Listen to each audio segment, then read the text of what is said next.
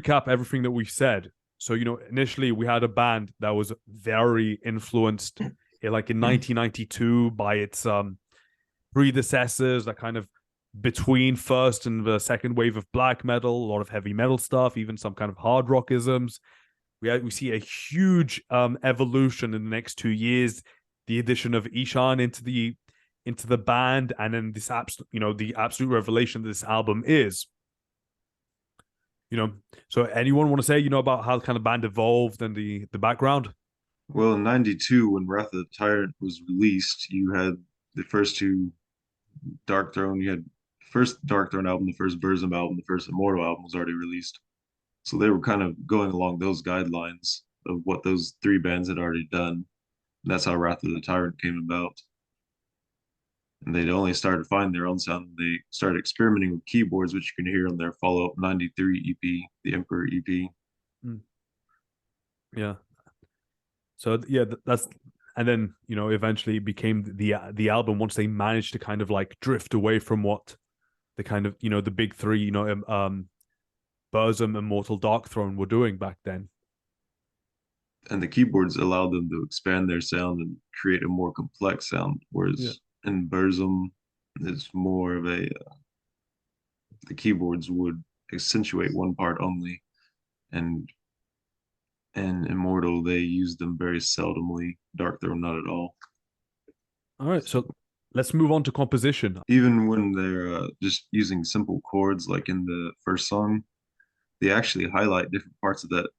The the main melody that starts off that song, it's an three arpeggi or four arpeggiated power chords strung together, Mm. and the keyboards eventually come in and accentuate different parts of the harmony. But as the song progresses, the keyboards will accentuate different parts of that arpeggiation.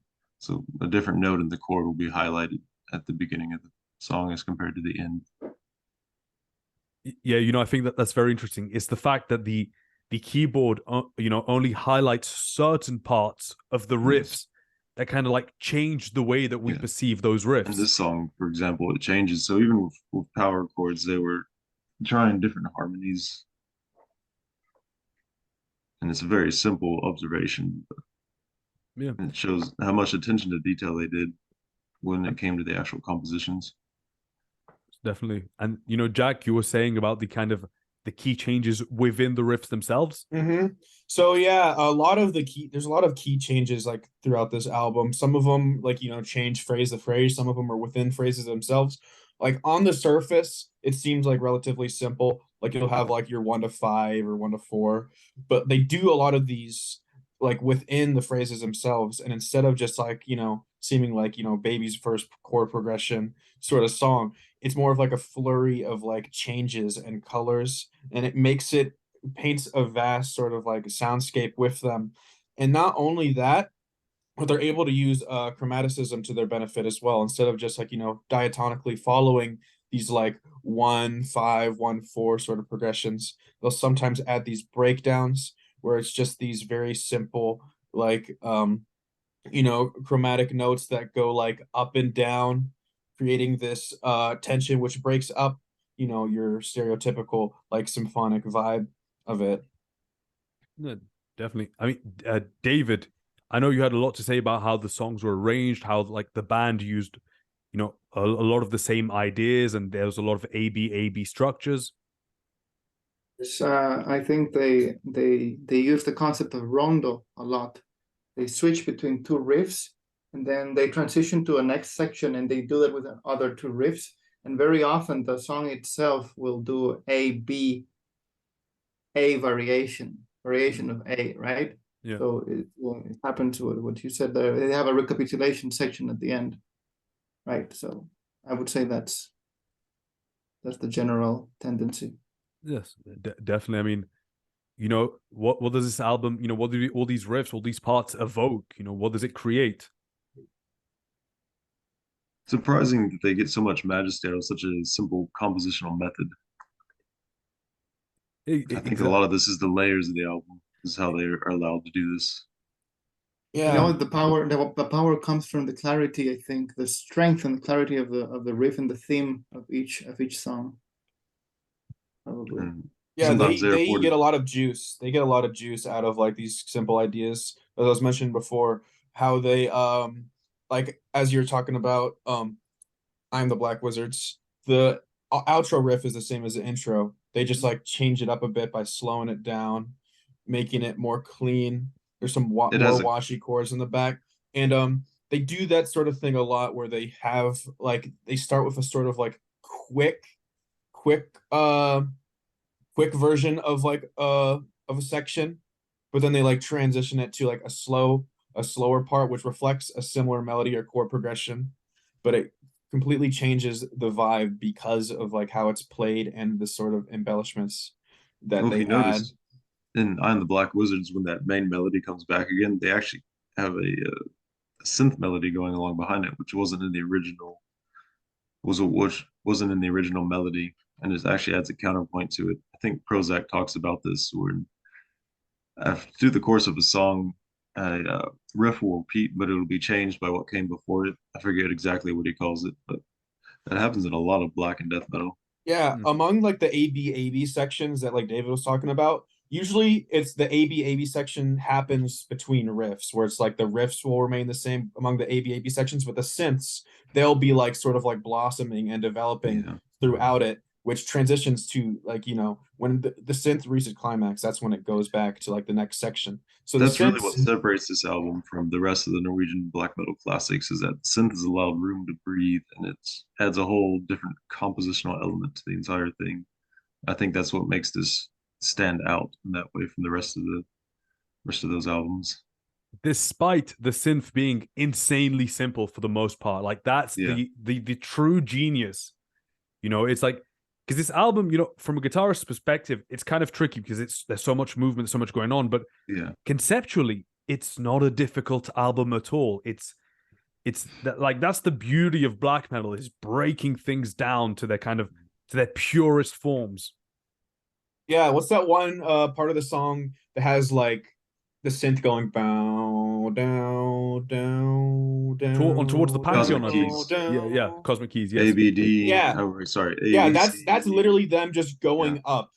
That's Yeah. literally them just going Mm. up like the chord progression, like one, two, And it three. works. It Yeah. And works it Works works. very well. because the thing the guitar chords they play the same thing. It's just one, two, three, one, two, three. But the synths they play one, two, three, three, four, Oh, five, which you know, stacks it as like a sort That's of the third, standout moment of the album. second part of a Yeah. round. you know what we missed in this episode, and What? we talked about it a few days ago while preparing or chatting about this.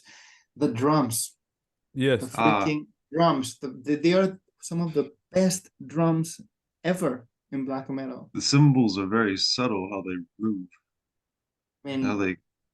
a lot of what's tasteful about this album, like, all of it is tasteful, but I mean, the drums are what make it. Yeah, They're almost punctuation marks. You know, How he uses symbol work. that'll be for an article on the Hessian Firm website. Hmm. So let's go. Worldview, world creation, and the aura. Tell us. David, we'll let you start off. I think the names of the songs and the name of the album, it already gives you the whole key. In the Nightside Eclipse, first of all, Nightside, it's obviously, and when you go into the lyrics, it's all about nighttime happenings. It's about stars and about distant places and demons from the cosmos. And you see all this in the cover art too. Yes. you see it It in all the exists in cover the art cover art. as well. But then they also have all this twist, like having that thing eclipse. What is a night side eclipse? And I don't think it's talking about a lunar eclipse. I don't. No. That would be a dumb explanation. So It has a more mythic as explanation, as you guys said, yeah, mythic or explanation. mystic It's even. yeah, it's a dream. It's a dream. It's an evil dream kind of thing. But in the mystic way. I'm not saying in like a playful little boys game. Yeah. It makes sense. But, you know, I think, you know, like any mystic tradition, you know, once you start looking at things rationally, it, you know, everything falls apart and you can't make sense of it all. You know, every single mystic writer, you know, I piece of would, fiction. right.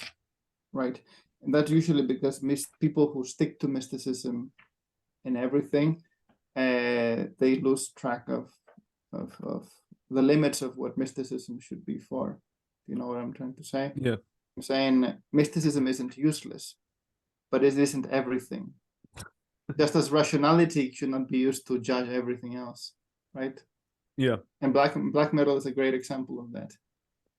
Definitely. So, you know, any pieces of art that you'd compare this to?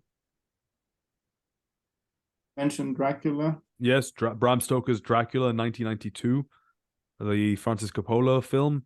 Very dark. The kind of juxtaposition between the scary monster that scares everyone, but also at the same time a romantic beast who's in the search for love. That Lord of the Rings, obviously, where a lot of the kind of where the cover art is from, Minas Morgul, and maybe just in general a lot of kind of a dark fantasy, some RPGs, video games, and a lot of the stuff from that era. Yeah, to round up this parade of images you just mentioned, if you notice the lyrics, the person writing the lyrics is always an observer. Yep. He's not saying I am doing, I go, which you see a lot of that in Immortal, for instance. He's like a warrior in a weird world, world of ice or something. But in here, the observer is only contemplating all of these things happening, but he's not. He's there because he's watching, but he's not part of the action. Yeah. So it's even more mystical because of that. It kind of reflects the album cover where it's just like, you know, that guy, or is that a guy? I always saw that. No, I don't even think that's a guy. There's orcs on the album cover. You'll see orcs there on the left side. Okay.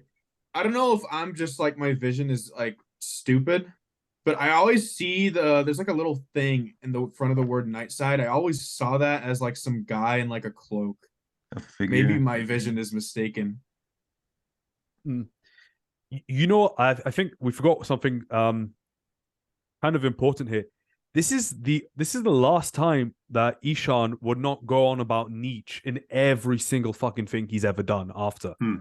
Like, if you look at anything, you know, the Equilibrium album, the, you know, Anthems to the Welcome at Dusk, his solo stuff, it's so referential to Nietzsche. And here, you know, which is a very hard kind of topic to do, which a lot of metal bands have done, and I think, you know, for the most part, they failed because it's pretty complex philosophy and it's very hard to kind of, you know, already put it into art, let alone metal. But I think here, that's the beauty of it, is that you can see this as being whatever you want. You have the idea of like one person can actually be the emanation of all the Black Wizards, some of the Black Wizards. I don't know how many Black Wizards there are. That, yeah, you know, witnessing the, you know, the cosmic keys of creation and all that, and it's just that kind of meditative, and you know, dramatic, but you know, it shows, you know, show don't tell.